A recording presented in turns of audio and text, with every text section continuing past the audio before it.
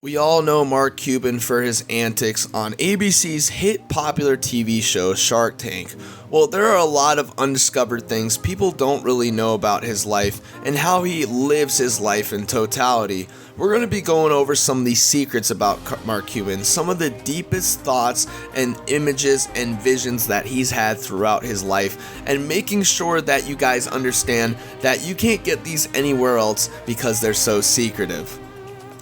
What's going on, guys? JT here with the Business Hub, coming at you with another video. Make sure to leave a like, comment, and subscribe. Let us know in the comment section down below also if you did subscribe by commenting "I subscribe." That way you could be entered in this month's subscriber giveaway, where we shout out one lucky viewer who comments down below saying they subscribed and hits that notification bell. Now, guys, let's get into the 10 secrets you didn't know about Mark Cuban. Coming in at our first secret, we have time is the greatest asset. How wisely you use your time will have far more of an impact on your life and success than any amount of money, Cuban writes. He started his first company, a software distributor, Micro Solutions, when he was 25 years old and had no money. After it became modestly successful, his secretary embezzled and ran away with $83,000 of the company's $85,000. Rather than try to give up and try something else, Cuban writes that he studied a PC software and coding relentlessly to gain the edge over the competition. He ended up selling Micro Solutions to an H&R Block for $6 million in 1990. Here we have it's worth being nice to people. You never know who you're going to run into in your life. That kid you picked on in high school may end up becoming your boss in the near future. Who knows? Being successful entails being able not to only get along with people, but also try to give something back, Cuban writes. When the committee behind the Dallas's beloved St. Patrick Day Parade almost canceled the event due to its largest sponsor pulling out in 2012, Cuban donated $40,000 to keep it afloat, adding an additional $25,000 to the committee fund for local schools. Beyond being a generous gesture to the community, it also won Cuban the goodwill and an ongoing ballot to promote his basketball team and investments. Here we have no balls, no babies. This is something a blackjack dealer once told me when I asked him if I should hit or stick, Cuban writes. It is also my favorite line and probably the thing I tell myself the most. Once you get prepared, you think you have every angle of preparation covered, you have to go for it. Make sure you're not afraid to pull out. For example, if you've been preparing for a big basketball game and you get the final shot, don't be afraid to take it. That's what you've been preparing for. Make sure you go all out for it. Don't even have any second thoughts. Just go and do it.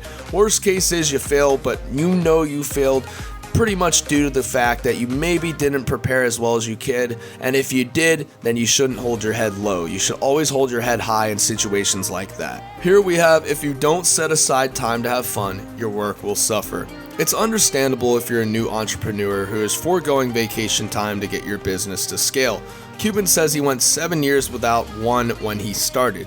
But you need a way to unwind or you're not going to perform to your full potential, he says. Cuban says his party days are behind him, but he still likes to blow off steam with pickup basketball games nearly every week.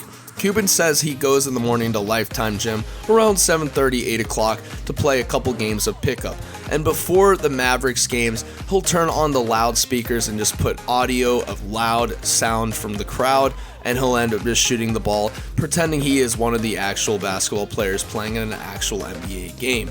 He says it's one of the big perks of owning a pro basketball team, allowing yourself to just shoot on the court when no one's in the gym. It's the best feeling ever, he says. Next, we have you can change fear from an impediment to a competitor to a motivator. When adrenaline flows through your veins when you're confronted with a crisis or significant challenge, you can frame that rush with an anxious mindset or a determined one.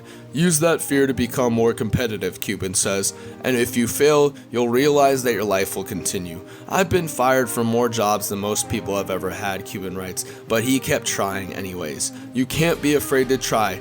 It doesn't matter what other people think of you. If they don't like you for who you are, then screw them.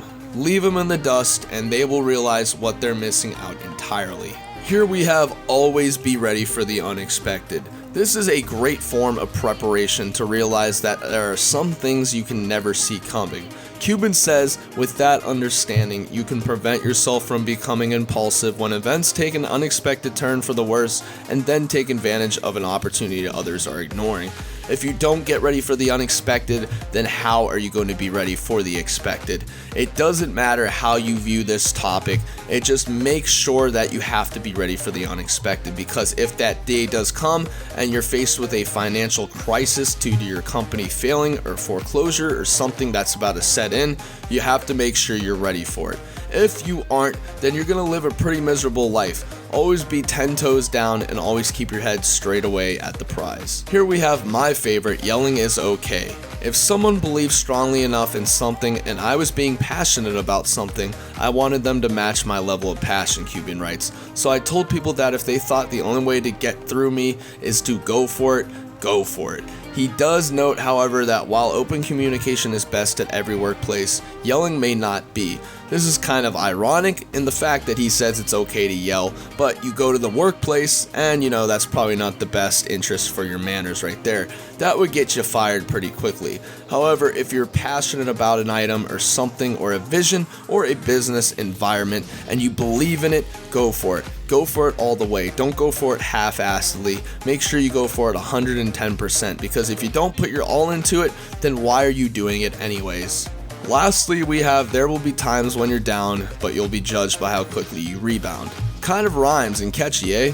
I can't count how many times I've gotten up in the morning dreading the day, Cuban writes. Everyone goes through those moments, but it's the ones who fight through them the quickest, having learned from something in the experience, that become truly successful.